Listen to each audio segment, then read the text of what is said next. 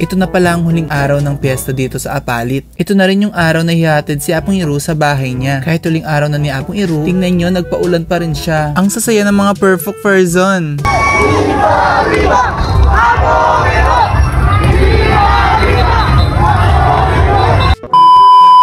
Ito na pala yung day 3 ng fiesta dito sa may Apalit. So it means panatad ni Apong Iru. Tignan nyo kahit sobrang tirik ng araw, aga-aga pa lang ang dami nang nagbabasa. Yung tipong ang tagal kong gumayak mag-ayos tapos isang buhusan lang tanggal agad ng makeup. Charis! Ang OA.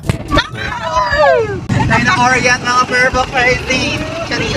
Unang station pa lang basa na. Wala pa po tayo sa kalagitnaan ng ano. Ay, sorry. Hindi din na magbasa.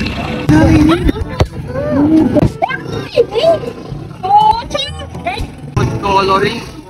Food coloring ng kaluluwa. Wala na yata silang tubig na ibubuhos sa amin kaya food color na lang yung tinapon sa amin. Charis! Maglagay na lang kayo na parang kanina. Washable na naman yan. Kares! Tiwala lang ha. Pakarwash ka pa. Yan, sila. Palawan nyo kami.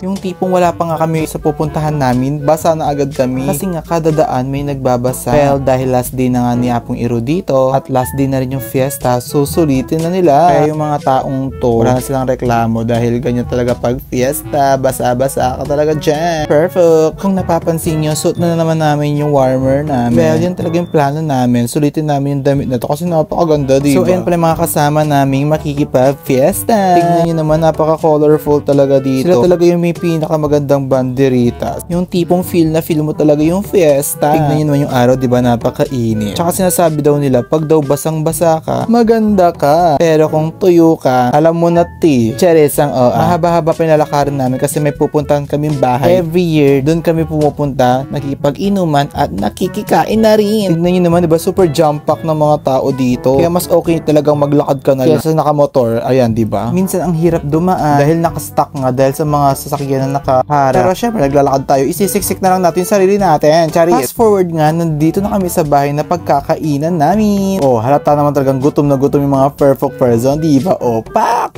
Sarap! Magpakabusog kaya, perfect. Dito pala kami manonood mamaya pag dinaan na dito si Apong Iru, diba? Napaka-perfect ng view. Habang hinihintay namin yung pagdaan ni Apong Iru sa may ilog, ayan, dito muna kami sa harap ng bahay. Makikinood at makikisaya tayo sa mga nagbabasaan dito. Napakasaya talaga manood ng mga ganitong eksena. Charis. Well, kita nyo naman ang basa-basa namin. Ang ibig sabihin na napakaganda namin. Huy, Charis ang OA. So fast forward nga, nandito na kami sa tabi ng ilog dahil idadaan na si Apong Iru. Well, nagsibabaan na kami. Kahit nakakatakot yung hagdanan. Charis ang OA. Well, itong ate ko, o diba, ready siya. Pak, para kay Apong Iru, magpapaganda daw tayo. Charis ang OA. Well, tignan yung mga tao, diba, nakababad talaga sa ilog. Habang wala muna si Apong Iru, maglalaro muna tayo ng ganda-gandahan. Napaka-perfect ng place dito. Yan, kitang-kita mo talaga yung mga bangkang nagpaparada, diba? Napaka-colorful. Ang dami talaga naghihintay para kay Apong Iru dahil last day na niya. Sa oras na yan, napakainit pa at biglang umaambon na. Ayan, diba? Napaka-perfect talaga ng panahon. Nakikisama talaga yung ulan sa amin. Hey, Charis. Sa mga oras na yan, nakatipid ulit ng mga tubig ang mga tao dito. O, ayan, diba? Kita-kita naman sa video, nagbabasahan pa. Nga lang ilog,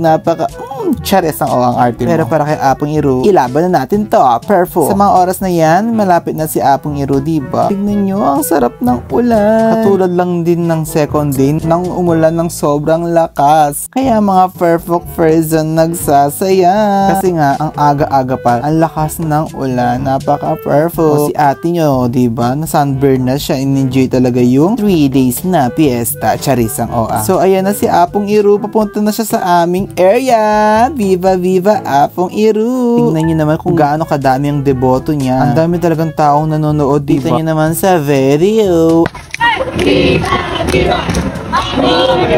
Sa mga oras na yan, nagsisigawan na yung mga tao dahil nandito na sa harapan namin si Apong Iru. Tsaka tradisyon dito yung naghahagas ka ng pagkain sa mga deboto ni Apong Iru. Ayan, diba? Kita nyo naman sa ilog yung mga pagkain. Ayan, pagkain mga yan kasi kinukuha nila. Syempre, para may pangkain sila, pagod sila, diba? So, deserve nila yon. So, ayun na nga, malapit na siya sa harapan namin. So, for the kaway ang person. Viva! Viva!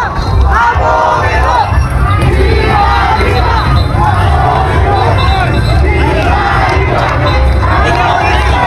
Sobrang saya ng mga tao dito sa mga oras na to. Dahil ito talaga yung pinakamasayang fiesta sa buong Apalit. So maghihintay na naman tayo ng isang taon para mangyari ulit ito. Para kay Apong Iru, dakala salamat sa mga perfect person dito. See you next year! Charis! So that's it for our video. Thank you for watching, guys. Bye!